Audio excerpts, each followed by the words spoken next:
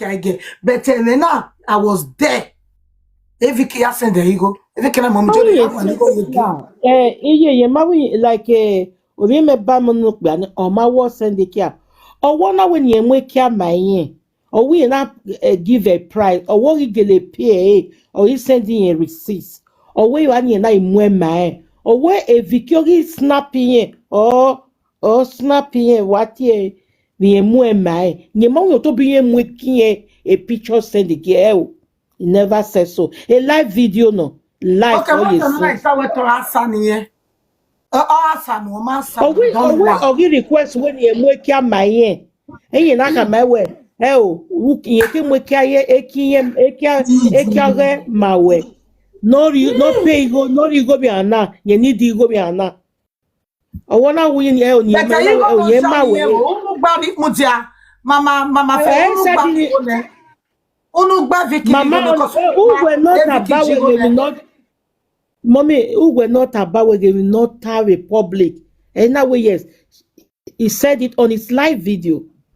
Omadina we onyemwekia mamadina owe yemwekia gele mae owe but e yon mwe the picture your mama kinye picture so all take care all us Emmanuel all stream this day owe so we owe nywe mae yeri yewe ya snap etu oma we Vicky we snap we send the ginye o mata we o mi na veboji Mama no to ge na. Owe to Hassan here na mwekia mae. Anyway, you pay the Vicky na remove my. I told my beg one to my beg. Anyway, the Vicky we am move my. She said Vicky play one na mwekia mae. No, many oge no bu. Ye weta you work be safe. No give me run. Eh, I want me no joy so. Yeah, forget Vicky. Forget yet oge my yab me na okay. Maybe because you talk you work be away bono guwedo le vigini. Or we en naked the picture wa. Where mo can I got along with a vid where who were given 4 eye and we are begging mommy Yoria. But we have a naked picture where we take when my not bad, not aware. Mommy Jore, where mommy Jore has been here. I'll get like bedroom. I beg many things and rubbish. I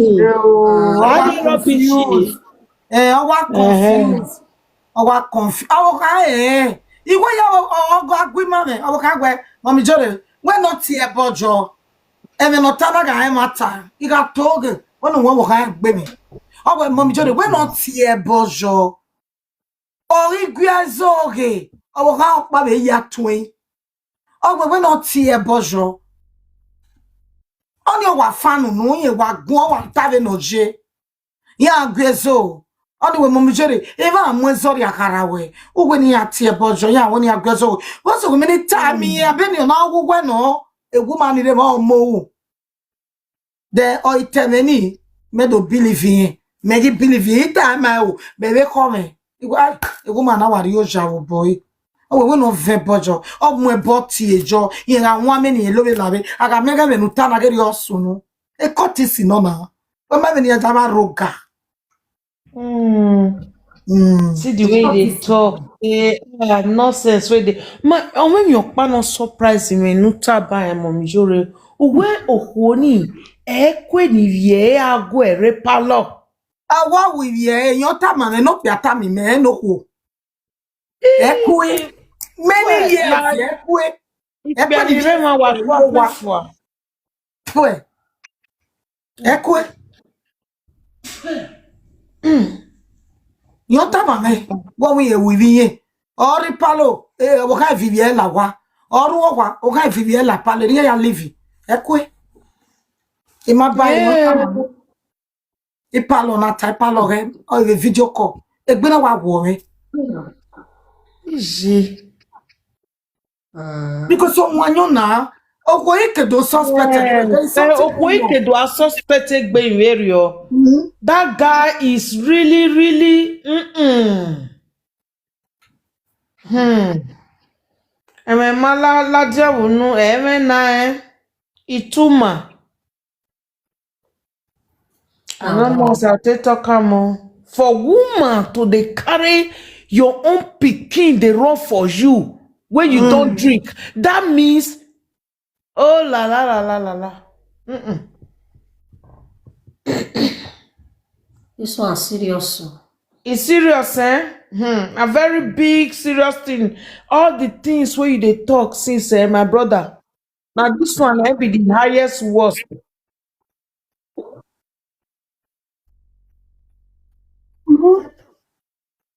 Is a set to give it Maro and also when they pass a family now, gave me because you know very useless thing.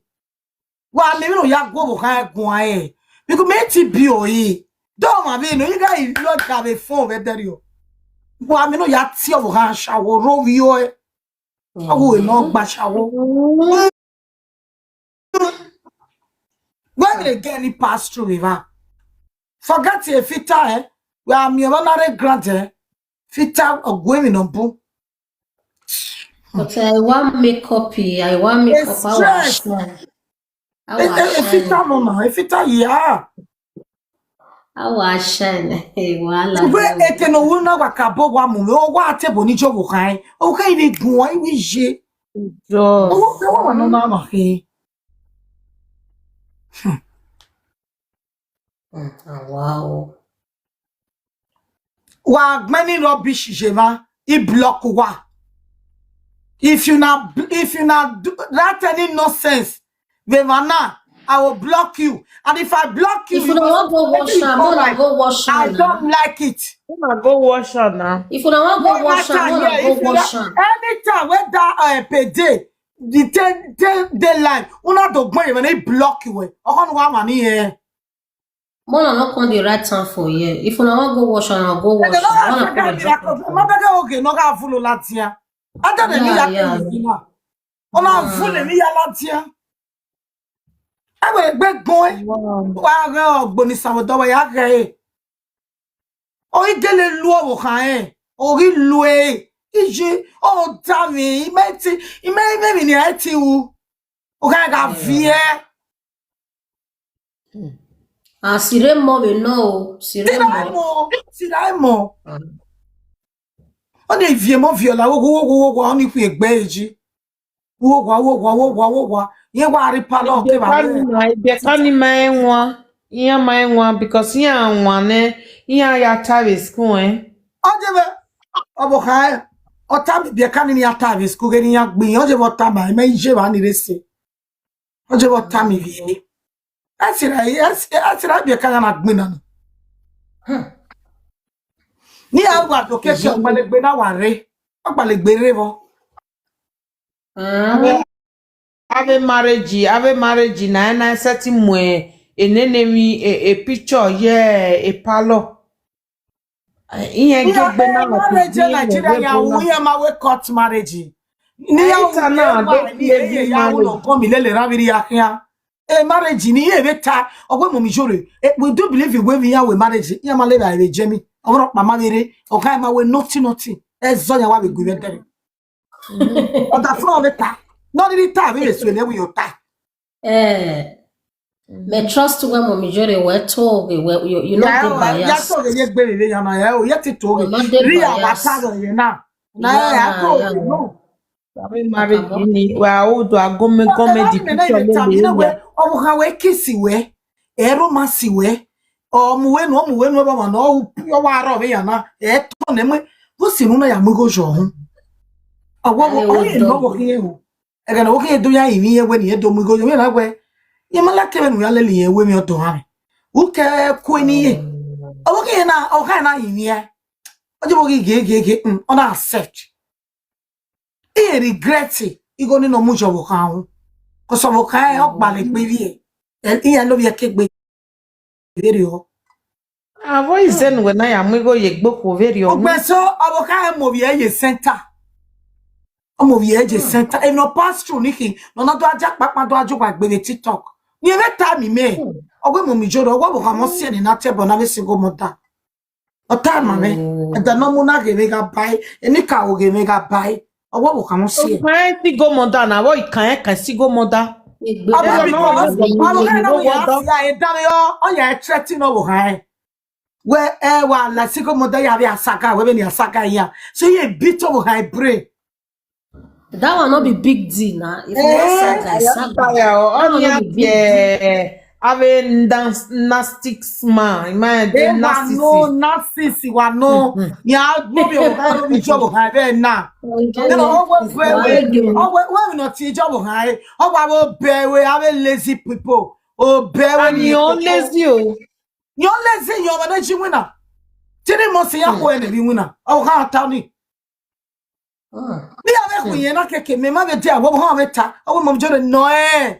No eh, why you not they go what they don't pursue her for what? Every time they pursue her because of TikTok matter. But when you can TikTok we can winner, my car go deep we ba.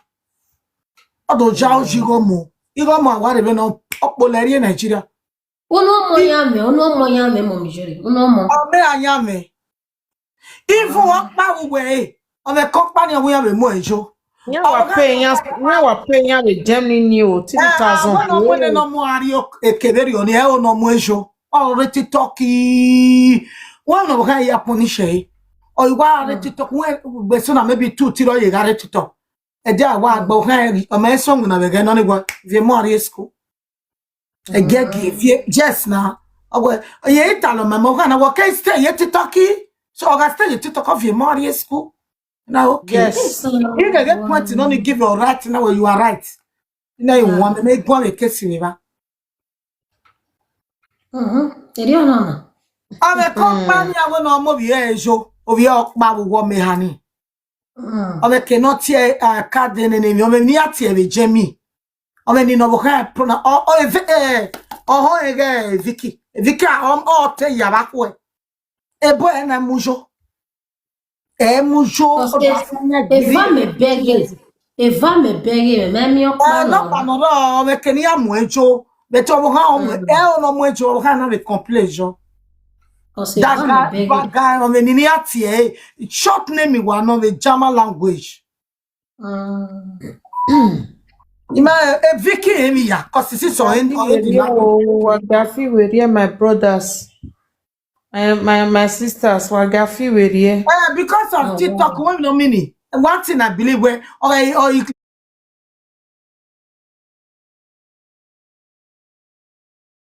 let me TikTok. And you know the gym when I will wear. Yeah, what when you old video no kaya gym when no kaya so no do a post where I wait to you winner. We are the first of the one beggar we no give back segena. And another day, I Paris day. A video no me no we baby post we are to we travel. Fake life. He renew, or renew.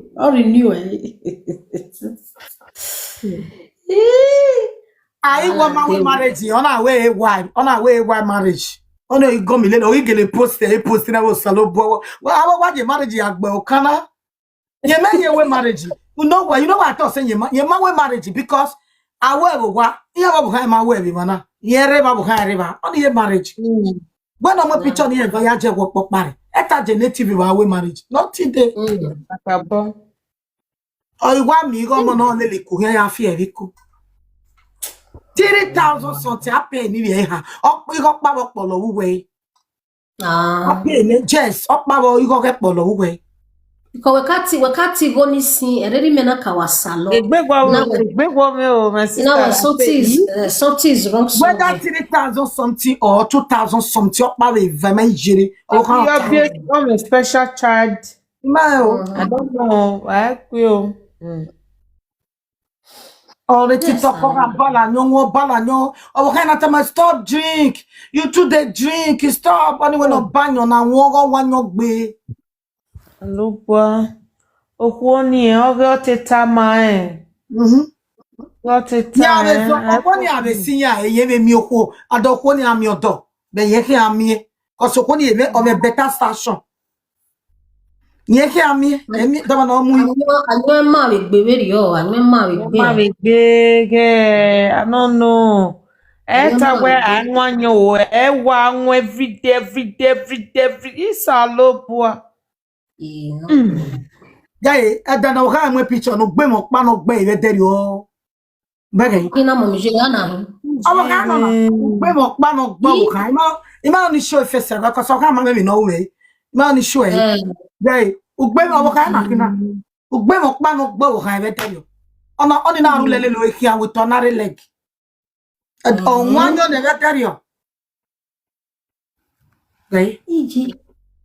Ugbe mo pa no gbe o boy. Imagine no ya dey better ya mo I don't know guy. Ugbe mo pa no gbe. Ina we iji mo me na yo e kote si ni gbe lo ma wa na kina. O we take na ro ye gbe wa. Ota.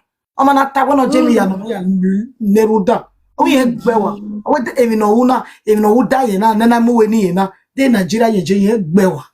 Ave mi But we need to smell. We buy. Any do smell. God bless you. You know tani jifefa. You know we bit. And then I was so no, but we're not we pretend, you know, fake laugh, you know. Yeah, do smell. Yeah, do I better than me with your Jehovah? No, me one no, in the between where you go on Facebook, but tell with your Jehovah. But in do go we buy do smell. Do have like baby buy je work pok pa je work. But it's not like that. Any of them no kiss me, but no baby buy. Here kiss you when you baby over.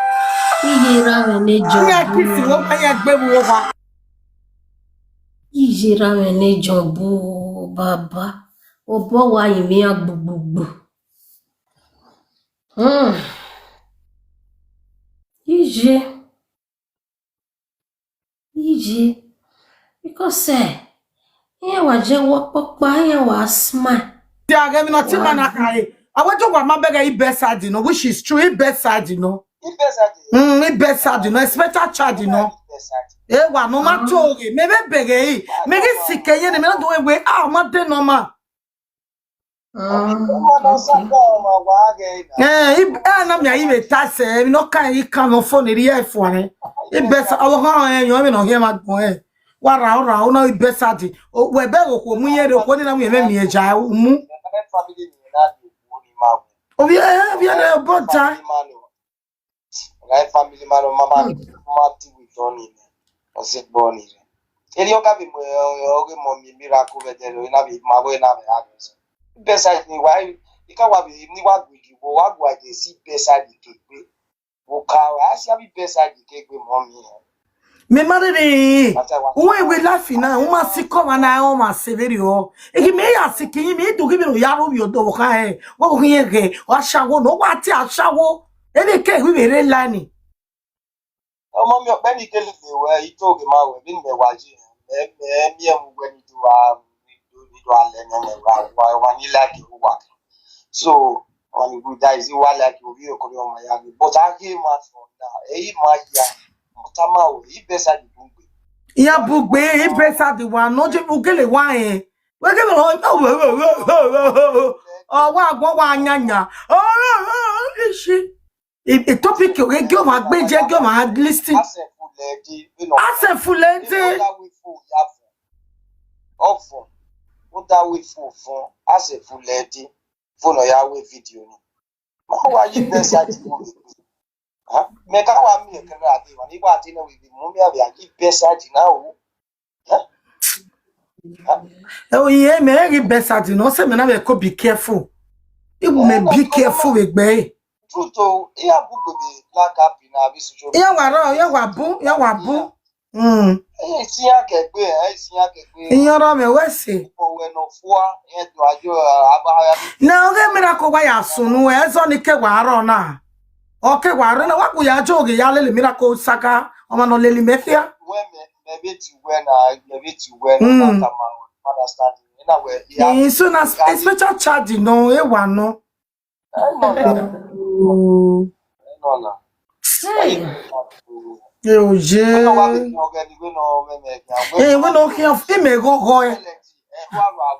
Ka igugu ya mi we na mi be video call. Ije face day ni me ka mi gbo ni ronya we na we jiri. Jesus, no one done no kind of gunu e ku no kiss. Oh, tori gbe. Ina lu e or igi lu e. So, mommy, I'm not a what am I? Be beside na me give tase. But a Vicky mana ladia, no do different de gbe, no do tell what am I agbon. No, something is going on. Mommy, we are dama people. Egbe wa wo mi Vicky no hold me back. Ni me wa preach ma every time. Wa ba no ma pia. We ni abi you know we ni abi agbo. Won wo kan ya ikedo, mo fo ye video. We can video. Yeah. It beside Eh, here they go out, look they one love. And here they go Jesus. Ah. Mommy, I bet the lady could be an Vicky. Oh, my penalty, Mama Faith. Oh, yeah, Debbie. Mama Faith, on my rame call. Mama Faith, wherever. Agani Maya Gua, Mama Faith, and I will talk that to you for now. Oh, what that you then one year. Oh, about down in matter. Whatever. Me ono do ta, mene ya do me kiani. One. Yeah. When ya toast ya. Momu ene ya. Ire ba mi aso toast gbia. Oni me ono do ta. Very important. Di mo be mu ene u beta mame. When mom zore wo mu ene. Debe me u beta. Because ire ba wa va so agwa. O kan do ta mame gwe. Obi ma ba wa mi o me do o single mother wa no.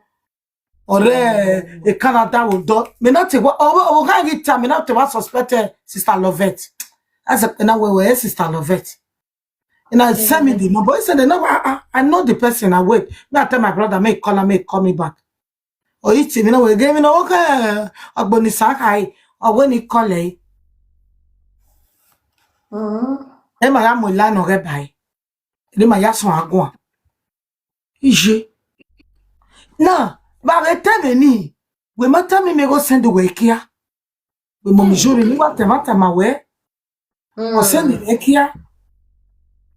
Di we ekia egwe me. But I was send the ekia re ho was send the egime. E Vicky send the kia re kon. Yes. Hey. Mi so ma ve o ve ni. Ogelele we camera down, oma. Mama le lewu. Iwata, yeah. Mujane my lady. That means omave me e kiare no send the ege momi yore this very lady or send the ege momi yore. That means brother everywhere wa gba area. Una kina. Ena uka na va. E na hina. O va un ma bere. Be ma o ha va. Vai get a wow. Imedia me a. E ma be ni ma sika me me a when ya mo gbina yo to ya mo gbina yo to beti yen ma mo gbina yo to. O si na ko go salopa ewe no ya pare be sadi na baba. Ege special charge na. Special charge no. Oge whiskey, oge ya va o abi oge jadani.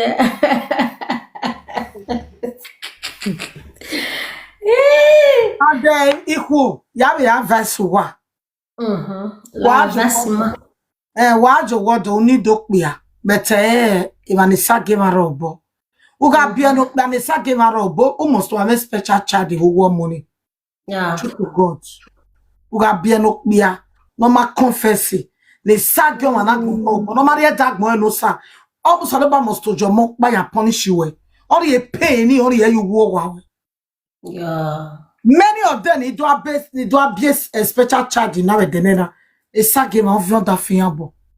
Tu da fa when no ya tore. O sa do ba when ya punish ya. No mi obalo. And the special charge don iya wo ma easy na gba o God forbid. God forbid. No mi obalo. A special charge. Or money or ma be onya. Okpa be va. Yeah. Oga ma be onya o isage marobo. Okpa be van. Omo na meti si akoma, omo na meti mujoe, God forbid. Aba wese we go Congratulations. We're not being a mess no salobo unu Kakabo. Wa wari pon me no sa o dia igbe we baba wese ohoni me zero wa. Exactly. Wa mo mi ha eya wa agun wa mo mi ne eya wa agun wa mo mi sen eya wa agun wa mo mi va eya wa agun wa mo mo pa owo agun ipon me no sa gbogbo ni Jesu ohonu ma bo wa ohonu me wa na account gbogbo ni Jesu When stressing nínú saloba wa remove your left well is enough. gbogbo ni Jesu o saloba se no wa gan bi o baba wese ko na mi ewu ma mi ba ya koke money ogeni na wa ranu tie we daddy mommy wa mi ya discuss gbogbo ni Jesu ko si ya ni mo e pay ni age ne kere saloba no ge money ya gwan komo ne gwan ni agwan ni baba e ko ne ri yawo baba e ko ni ji yawo iya ra won me baba ki agwan baba ne baba we special charge no ri agbe baba ki eyin agbere Yesu no general me ki eyin agbere baba because of my easy Amazing. A therapy. Heavy therapy. God forbid. Amazing. They really pass through a lot. They pass through a lot. Yes, I love fine. But I want like dans live video, I was smile, I was we a Wow, just live a fake life. Not really to where do you now then you can they deceive or you they deceive yourself. I don't know. I saw I talk rich. I was smile. Ya wa gie we wa oge emi ya wariri. Okpano gboko ema ano ewe wawe okpano rie ige nenemi igomo we wawe awe yo se no ri go bi yen awe era ma ki wa mi ya ri go wo we yen ke gbo wo kan ri ori ta mo wo kan ani na mo yen mi go mo yo collect go mo brother ni wonu sha then ya pay then me pay so amount then me pay so amount the woman that will calculate ya you na ask you na bring the money the woman na wo go ta you know ni pay ni bi yen me o that means I can't take woman your river I can't nya eva vie ni jo but you me right joy go you worry without that means in your way card deva in your way card deva na ya withdraw. Okay in your way card deva na ya withdraw eriono as a family don't have meti we a card na ya withdraw. The woman can go there and withdraw money, the man can also go there and withdraw money. Maybe ring akoyawe. that's all you have whether the real kind where I withdraw you go your 1,000 you go no buy whatever account I think it was 1,100 oh now I withdraw here now the case here na ipa na emi go mulele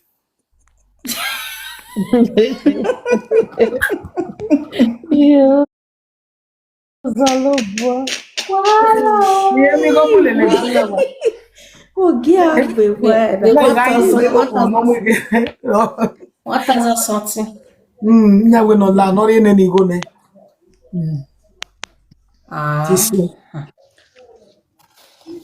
Hey. ene no Mom, you're wina starting well. o santi we mama happiness Okay, I'll